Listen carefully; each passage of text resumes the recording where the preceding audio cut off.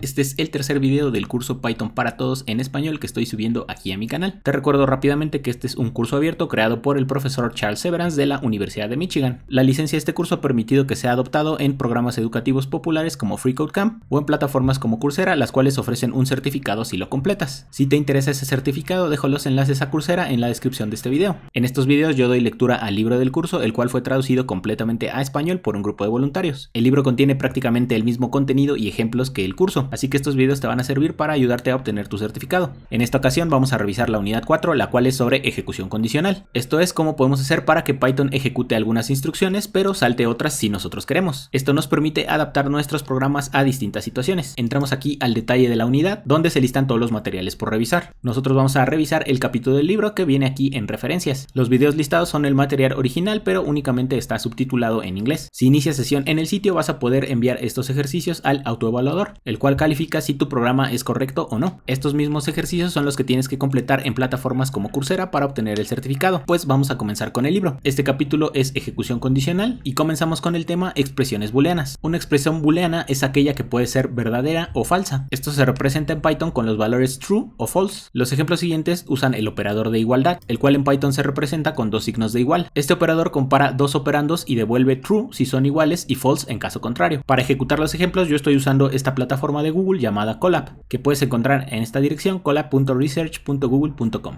Doy más detalles sobre esta plataforma en el primer capítulo de esta serie, y también en la descripción del video te dejo el enlace a este archivo que contiene las notas generadas durante el capítulo. Comenzamos con los dos primeros ejemplos mostrados que ejecutamos presionando el botoncito a la izquierda de cada celda, y verificamos que obtenemos los mismos resultados. Estos ejemplos son pues bastante obvios, pero son la base de todas las expresiones condicionales que podemos formar en Python y en programación. Aquí está el símbolo de igualdad comparando dos valores, uno a la izquierda y otro a la derecha. Si los valores son iguales, como en este caso dos valores numéricos, entonces nos devuelve verdadero. Si los valores son distintos, como en este caso que modificamos el segundo elemento, entonces la comparación resulta falso. Vamos a ver un poco más sobre los resultados que nos dieron estas expresiones, true y false. True y false son valores especiales que pertenecen al tipo bool o booleano. A pesar de que son palabras en inglés, no cuentan como cadenas de texto, que es un tipo de dato que ya habíamos visto antes. Y eso es más o menos evidente si notamos que no están rodeadas por comillas. Pero además, si nosotros escribimos esta función type y pasamos uno de los valores, por ejemplo true, nos va a indicar específicamente que el tipo de este valor es un bool, y lo mismo ocurre para false. Pero nota cómo esto es diferente de escribir type con el parámetro true pero rodeado de comillas. En este caso el valor sí es una cadena. Esto puede ser un poco confuso al inicio, pero revela mucho de la naturaleza de la programación, y esto es que tenemos que ser súper específicos con las instrucciones que damos a una computadora. Para nosotros normalmente diferencias tan pequeñas como una comilla no suelen ser significativas, y esto a todos los niveles o en distintas situaciones. Por ejemplo, sabemos que hay distintas marcas de algún producto, sabemos que hay distintas especies de animales, distintas razas, etc. Pero aún así logramos asociarlas como a un mismo concepto. Tal vez por eso para nosotros resulta sorprendente que valores que se ven prácticamente iguales signifiquen cosas distintas. Pero como decía, en la programación influyen mucho los pequeños detalles y puede resultar un poco incómodo. Pero si ponemos atención, las reglas son perfectamente válidas y lógicas. Previamente habíamos dicho que cualquier valor entre comillas va a ser una cadena. Y también habíamos visto que esta pequeña diferencia de rodear con comillas un valor afecta a otros tipos. Por ejemplo, a los tipos numéricos. Un 5 sin las comillas es un entero, pero rodeado de comillas es un string. Y esto es básicamente lo mismo que ocurre con los booleans. Volvemos al libro y dice, el operador de igualdad es uno de los operadores de comparación, y nos muestra cuáles son los demás operadores. Y además usa variables para realizar estas comparaciones. Así que copiamos este ejemplo a nuestro notebook y definimos las variables usadas en las comparaciones. X con el valor de 5, Y con el valor de 6, y vemos que obtenemos con el resultado de cada comparación. Con este operador, un signo de admiración y uno de igual, nosotros verificamos si los valores son diferentes. Entonces esto devolverá verdadero cuando los valores sean diferentes y falso cuando sean iguales. Y por eso para esa primera operación nos devuelve true,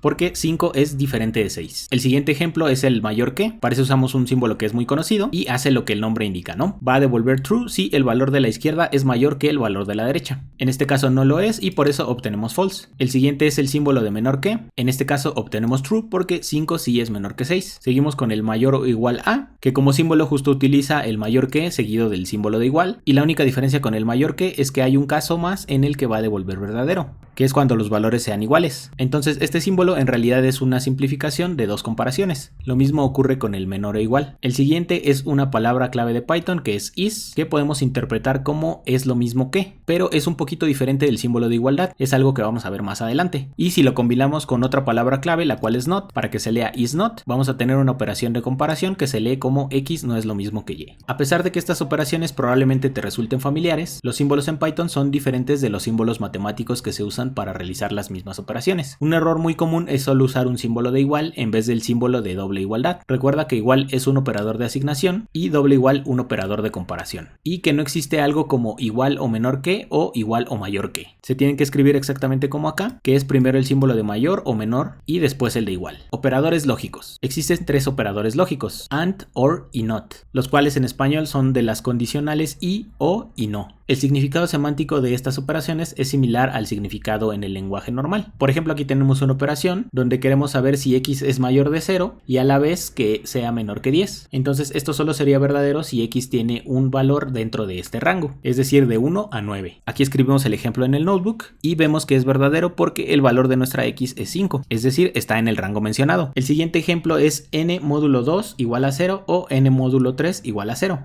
Este es un poco difícil o misterioso porque generalmente no estamos acostumbrados a este operador, pero lo vimos en el video anterior. Así que si no conoces ese operador, puedes ir a ver ese video. Esta expresión es verdadera si cualquiera de las condiciones es verdadera. Y lo que expresa o lo que intenta verificar es si un número es divisible entre 2 o entre 3. Vamos también a verificar esas expresiones en nuestro notebook. La primera nos devuelve falso para un valor de 5, porque ni 2 ni 3 dividen exactamente al 5. Cuando lo probamos con y, que tenía un valor de 6, obtenemos verdadero. En este caso ambas son verdaderas, pero bastaba con que una lo fuera para que nos diera un resultado de verdadero. Volvemos al libro que dice: finalmente el operador not niega una expresión booleana, de modo que una expresión como not x mayor que y es verdadero si la expresión es falsa, que básicamente invierte la operación. Entonces, como aquí tendríamos un x mayor que y, esto sería verdadero cuando x sea menor que y, es decir, la inversa. Estrictamente hablando, los operandos de los operadores lógicos deberían ser expresiones booleanas, pero Python no es muy estricto. Los operandos son los valores con los que evaluamos la expresión, los que están a los costados. Y aquí lo que dice de que Python no es muy estricto es que nos permite hacer algo como esto: 17 y verdadero, que igualmente suena raro cuando lo expresamos en lenguaje natural, pero es una expresión válida porque para Python cualquier número distinto de 0 se interpreta como verdadero. Entonces aquí es como si tuviéramos verdadero y verdadero. Aquí escribimos unos ejemplos en el notebook para verificarlo. El ejemplo que se muestra en el libro, 17 y verdadero, da verdadero, y probamos el otro caso que nos mencionaban sobre el 0. Como esto se traduce a falso, es como si evaluáramos la expresión falso y verdadero, lo cual curiosamente vemos que nos da 0, pero a su vez el 0 se interpreta como falso. Y eso lo verificamos con este último ejemplo, en el que comparamos 0 igual a falso y eso nos dice que es verdadero. Igualmente esto puede ser un poco difícil de asimilar al principio, pero también son los casos más extremos. La mayoría de las comparaciones que escribas en tus ejemplos o programas tendrán más sentido, pero también es importante conocer estos casos por si llegas a encontrártelos, sepas cuál es el comportamiento que tendrán. También en ocasiones llegamos a expresiones como estas sin querer o sin notarlo, debido a que podríamos estar manejando comparaciones de variables y esas en algún momento podrían adoptar alguno de estos valores. Volviendo al libro, dice: esta flexibilidad puede ser útil, pero existen ciertas sutilezas en este tipo de uso que pueden resultar confusas. Es posible que prefieras evitar usarlo de este modo hasta que estés bien seguro de lo que estás haciendo. Ejecución condicional. Para poder escribir programas útiles, casi siempre vamos a necesitar la capacidad de comprobar condiciones y cambiar el comportamiento del programa de acuerdo a ellas. Las sentencias condicionales nos proporcionan esa capacidad. La forma más sencilla es la sentencia if, que se escribe de esta forma. Y aquí vemos un ejemplo sencillo de esta expresión. La expresión booleana después de la sentencia if recibe el nombre de condición. La sentencia if se finaliza con un carácter de 2 puntos y las líneas que van detrás de la sentencia if van indentadas, es decir, llevan una tabulación o varios espacios en blanco al principio. Aquí vemos un diagrama de flujo que representa la ejecución del ejemplo que vimos más arriba. La condicional la representamos con un rombo y dentro colocamos el valor de la condición, que es x mayor que 0. Cuando la condición de aquí da un resultado de verdadero, seguimos esta flecha que dice sí y ejecutamos la instrucción contenida dentro del bloque if, que en este caso es imprimir el mensaje x es positivo. Si esta condición se evalúa como falso, se sigue esta otra ruta, que para nuestro ejemplo simple no lleva a nada más que al fin del programa. La sentencia consiste en una línea de encabezado que termina con el carácter 2 puntos, seguido por un bloque indentado. Las sentencias de este tipo reciben el nombre de sentencias compuestas, porque se extienden a lo largo de varias líneas. No hay límite en el número de sentencias que pueden aparecer en el cuerpo, pero debe haber al menos una. Ocasionalmente puede resultar útil tener un cuerpo sin sentencias, normalmente como emplazamiento reservado para un código que no se ha escrito aún. En ese caso se puede usar la sentencia pass, que no hace nada. Aquí vemos un ejemplo de esto que mencionan del pass, tenemos una instrucción if que evalúa una condición x menor que 0 y dentro del cuerpo del if tenemos el pass. Ejecutamos este ejemplo aquí en el notebook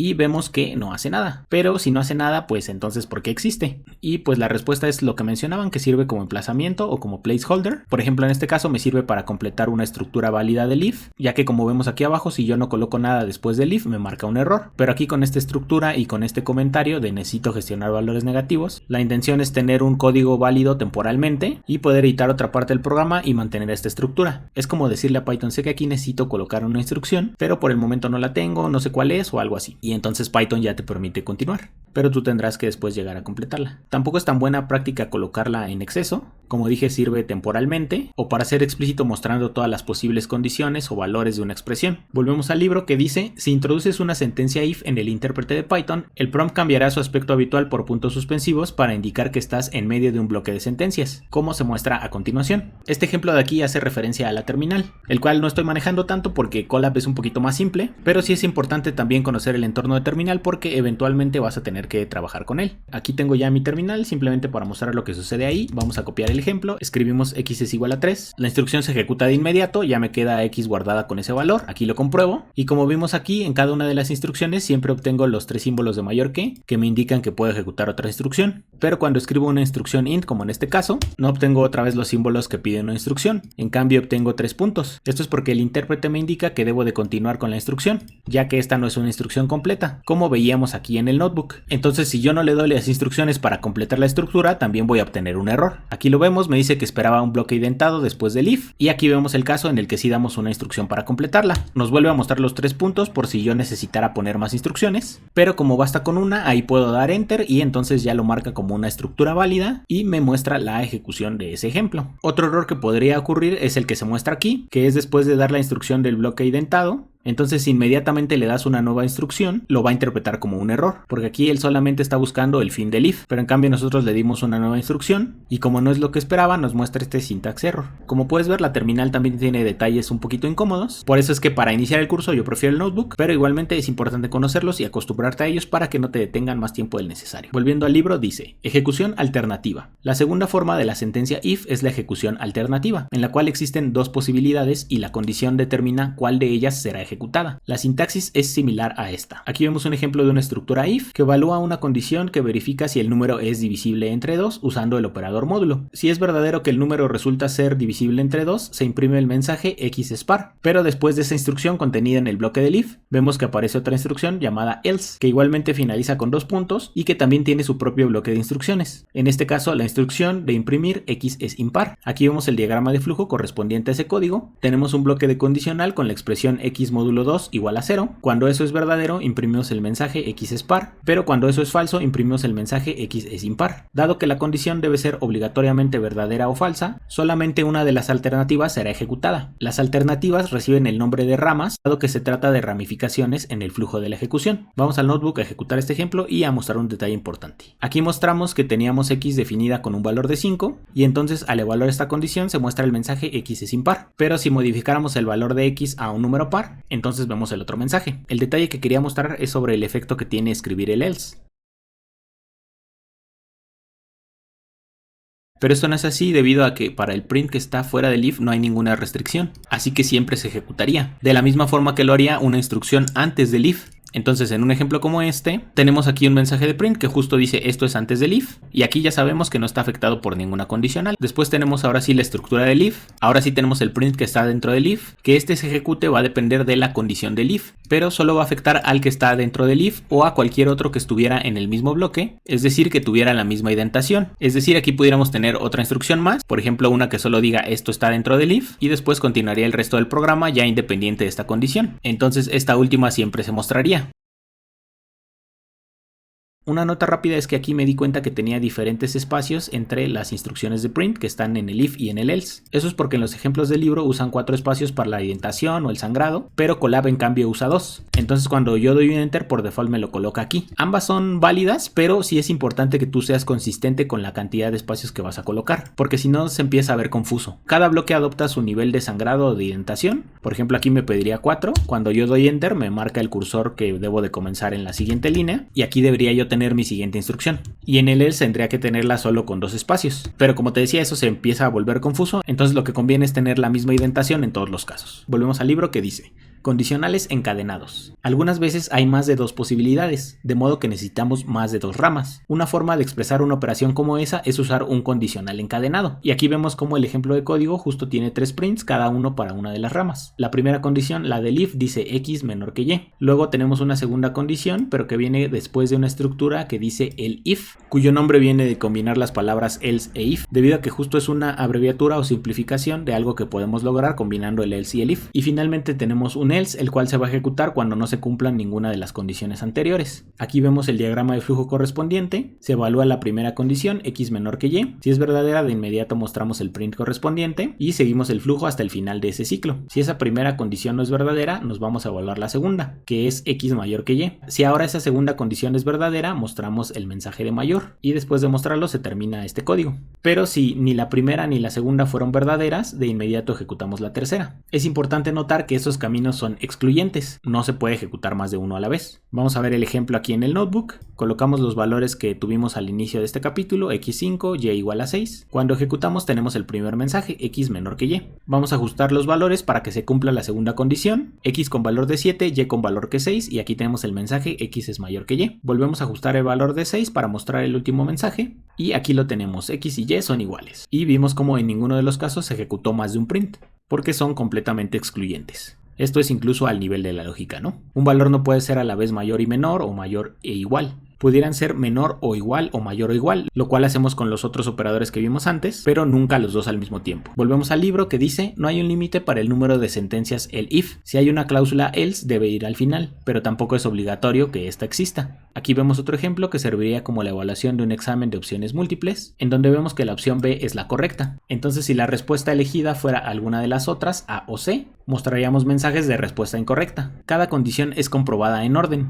Si la primera es falsa, se comprueba la siguiente y así con las demás. Si una de ellas es verdadera, se ejecuta la rama correspondiente y la sentencia termina. Incluso si hay más de una condición que sea verdadera, solo se ejecuta la primera que se encuentra o que se cumple. Otro detalle importante es que hasta el momento únicamente estábamos usando números, y aquí ya estamos usando strings de una letra. Tengo ya aquí el ejemplo en el notebook y lo asigné a B, lo cual nos muestra el mensaje de respuesta correcta. Aquí voy a aprovechar para mostrar otro punto, que es el de una función común que tiene la instrucción else. Por ejemplo, si aquí yo asigno la respuesta a una opción que no está considerada, no vamos a obtener ningún mensaje, lo cual puede generar un comportamiento confuso para los usuarios. Entonces, una opción común es agregar un else para que maneje todas las opciones que nosotros no estamos evaluando explícitamente. Si aquí repetimos el ejemplo de D, una opción que no está considerada, pero ahora tenemos un else, vamos a ver que la instrucción que se ejecuta es justo la que tenemos en el else, en donde yo coloqué un mensaje de respaldo o por default, que simplemente avisa que la opción indicada no fue reconocida. Volvemos al libro que dice condicionales anidados. Un condicional puede también estar anidado dentro de otro. Podríamos haber escrito el ejemplo anterior de las 3 ramas de este modo. Con el de las 3 ramas se refiere a cuando comparaba x y y aquí vemos una forma alternativa de ese ejemplo, en la que primero hay un if con la condición x igual a y. Si eso es verdadero, se muestra el mensaje x y y son iguales. Después tiene una instrucción else, que ahora tiene un bloque de varias líneas, no solo un print. Y además ese bloque de varias líneas a su vez está compuesto por condicionales. Es ahí donde tenemos las condiciones de x menor que y o x mayor que y, que justo esa condición de x mayor que y la tenemos en forma de un else. Es decir, no la colocamos de forma explícita, pero sabemos que si ya no se cumplieron las condiciones de igualdad ni de que sea menor, la que resta es que sea mayor. Aquí vemos el diagrama de flujo correspondiente a esa estructura y vemos cómo la evaluación cuando es verdadera, que es del lado del sí, de inmediato va al print y termina. Pero cuando es falsa se va a esta parte que se ve un poco más compleja o elaborada y que a su vez muestra una condicional más, x menor que y. Cuando este es verdadero se va al mensaje de menor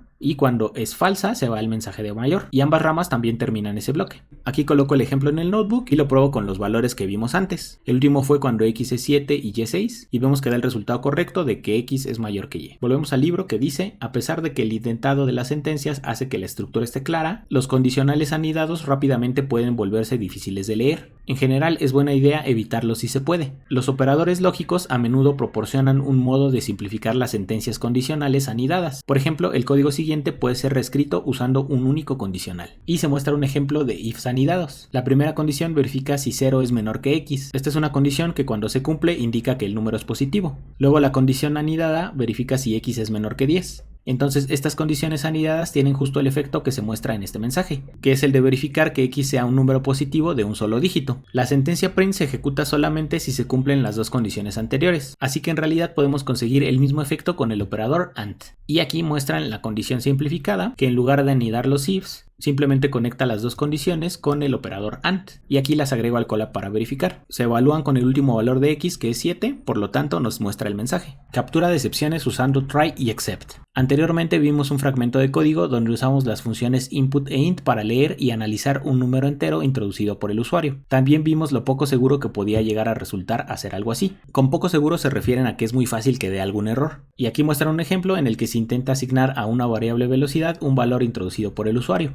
El valor se solicita con la función input y se indica que se debe mostrar este mensaje de prompt al usuario, que pregunta por la velocidad de vuelo de una golondrina. Esto es para dar contexto al usuario del tipo de valor que debe colocar, pero vimos que un comportamiento posible del usuario es que haga una pregunta de aclaración. Aquí esperamos que diera un valor numérico de velocidad, pero como el usuario en cambio introduce una pregunta, nuestro programa da un error de tipo value error, y acá continúan con la explicación. Cuando estamos trabajando con el intérprete de Python, tras el error simplemente nos aparece de nuevo el prompt, así que pensamos, epa, me he equivocado, y continuamos con la siguiente sentencia. Sin embargo, si se escribe ese código en un script de Python y se produce el error, el script se detendrá inmediatamente y mostrará un traceback, que son justo estos mensajes de error. Ya no ejecutará la siguiente sentencia. He aquí un programa de ejemplo para convertir una temperatura desde grados Fahrenheit a grados Celsius. Y aquí en el ejemplo se usa la función input con un mensaje introduzca la temperatura en Fahrenheit y el resultado se asigna a una variable int. Después con la función float se convierte ese valor a un número flotante y luego se aplica una fórmula para convertir a Celsius. Finalmente con la función print se muestra el valor de Celsius. Si ejecutamos este código y le damos una entrada no válida, simplemente fallará con un mensaje de error bastante antipático. Y aquí muestra un ejemplo de ejecución que dice introduzca temperatura en Fahrenheit. Si el usuario da 72 funciona correctamente y muestra que esa temperatura en Celsius es 22.22. Luego vemos un ejemplo en donde el usuario no proporciona un número. Podría proporcionar algo como un nombre, en este caso Fred,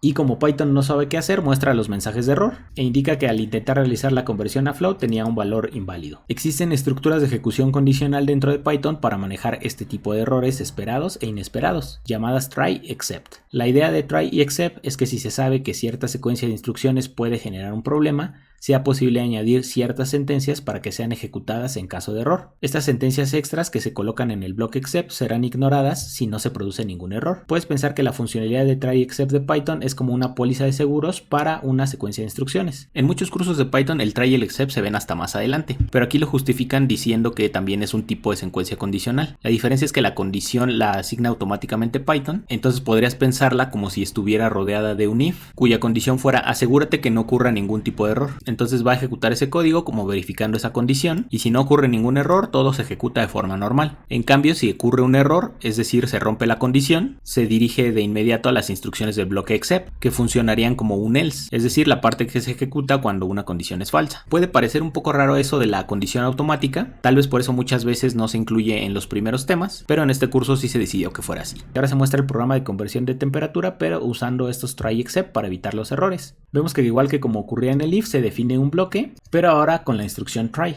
Dentro de ese bloque se colocan las mismas instrucciones que teníamos y este bloque va a estar monitoreado por alguno de los posibles errores. En este ejemplo el error ocurre aquí en la conversión a float y también si ocurrieran otros errores, por ejemplo aquí en la fórmula, también serían monitoreados y manejados en el except. Python comienza ejecutando la secuencia de sentencias del bloque try. Si todo va bien se saltará todo el bloque except y terminará. Si ocurre una excepción dentro del bloque try, Python saltará fuera de ese bloque y ejecutará la secuencia de sentencias del bloque except. Y aquí vemos nuevamente los ejemplos. Para el caso de un valor numérico realiza la conversión y para el caso de un valor que no puede convertir a un flotante como el nombre Fred, ahora ya no muestra el error sino que ejecuta las instrucciones del bloque except, que en este caso y también en muchos otros es simplemente indicar un mensaje de aclaración. Aquí le decimos al usuario por favor introduzca un número. Gestionar una excepción con una secuencia try recibe el nombre de capturar una excepción. En este ejemplo la cláusula except muestra un mensaje de error. En general capturar una excepción te da la oportunidad de corregir el problema, volverlo a intentar o al menos terminar el programa con elegancia. Aquí ya coloqué los ejemplos en el notebook. Verificamos que sin el try y el except se muestra el error. Cuando ya los colocamos no nos muestra el traceback sino un mensaje mensaje que nosotros proporcionamos. Evaluación en cortocircuito de expresiones lógicas. Cuando Python está procesando una expresión lógica, como x mayor que 2 y x entre 2 mayor que 2, evalúa la expresión de izquierda a derecha. Debido a la definición de AND, si x es menor que 2, la expresión x mayor o igual a 2 resulta ser falsa, de modo que la expresión completa ya va a resultar falsa, independientemente de que si el resto de la expresión, que era x entre y mayor que 2, se evalúe como verdadera o falsa. Cuando Python detecta que no se gana nada evaluando el resto de una expresión lógica, detiene su evaluación y no realiza el cálculo del resto de la expresión.